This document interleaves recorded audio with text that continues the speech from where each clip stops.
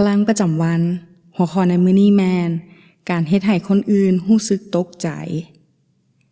ให้พวกเขาร่วมใจกันอธิษฐานข้าได้องค์พระผู้เป็นเจ้าขอช่วยให้ข้าน้อยเฮ็ดให้คนอื่นรู้สึกตกใจด้วยการแสดงน้ำใจอันกว้างขวางพอความรักอันให้ขอบเขตของพระองค์ได้เปลี่ยนแปลงทัศนคติภายในของข้าน้อยใหม่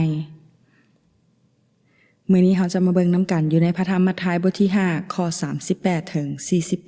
48เจ้าทั้งหลายก็ได้ยินคำที่กล่าวไว้ว่าตาแทนตาแขวแทนแขวแต่เฮาบอกพวกเจ้าว่า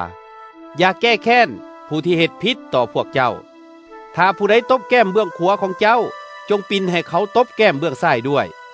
ถ้ามีผู้ใดฟ้องเอาเสื้อสั้นในของเจ้าจงให้เขาเอาเสื้อสั้นนอกด้วยถ้าผู้ใดจะเกณฑ์เจ้าให้แบกไป1 หลัก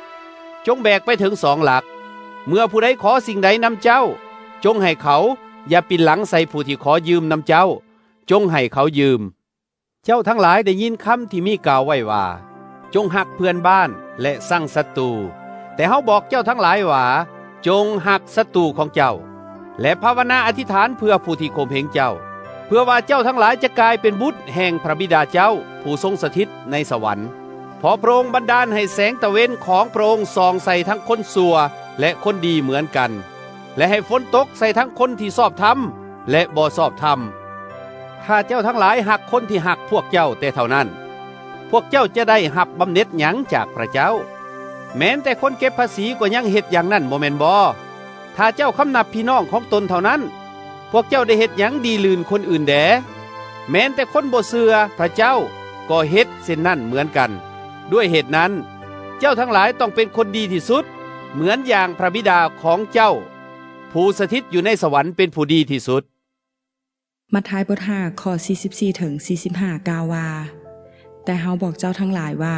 จงหักศัตรูของเจ้าและภาวนาอธิษฐานเพื่อผู้ที่ข่มเหงเจ้า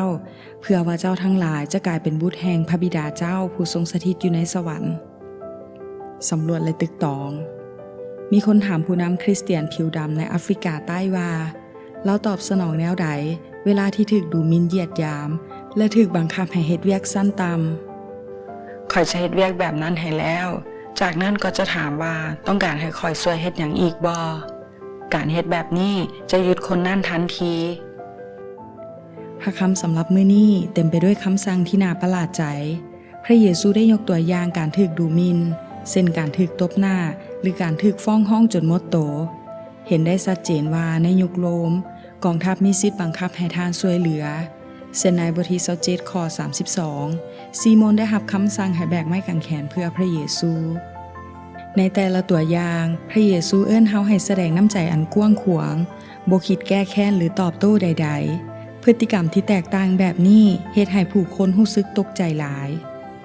การมีใจกว้างขวางแบบนี้เป็นเรื่องผิดธรรมชาติหลายในโลกที่มักเฮ็ดให้คนอื่นเจ็บปวดจิตใจเป็นผลจากการได้สัมผัสกับความรักอันเหลือล้นของพระเจ้าซึ่งก่อให้เกิดความยุติธรรมรูปแบบใหม่ในอาณาจักรของพระองค์เพราะการได้สัมผัสความรักยิ่งใหญ่จากพระองค์ซึ่งเฮาบ่สมควรได้รับเฮาจึงได้รับการเปลี่ยนแปลงวิธีการเบิ่งศัตรูและคนอ้อมข้างเวลานี้พวกเขาแม่นผู้ที่สมควรได้รับความรักจากพระเจ้าเช่นกันโดยผ่านทางเฮานี่เป็นครั้งทำอิฐที่พบว่าอากาเปซึ่งเป็นคำพิเศษของคริสเตียนในภาษากรีกปกติแล้วมนุษย์เฮาจะแสดงความเมตตาอย่างมีขอบเขตแต่ความรักของพระคริสต์ที่มีต่อทุกคนนั้นบ่มีขอบเขต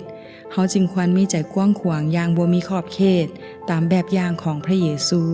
เพื่อจะก้าวข้ามการกระทำธรรมดาแบบคนทั่วไปบ่ต้องสนใจเลยว่าทัศนคติภายใน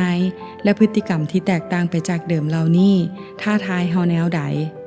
มาตรฐานนั้นตั้งไว้สูงหลายเช่นเดียวกับที่พระบิดามีพระลักษณะอันสมบูรณ์แบบในการรักทุกคนดังนั้นเฮาจึงได้รับการเอิ้นให้แบ่งปันทัศนคตินั้นต่อทุกคน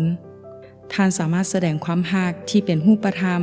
ต่อคนที่เป็นศัตรูหรือคนอ้อมข้างของท่านได้แนวใดพระเยซูคาดหวังให้ท่านลงมือเฮ็ด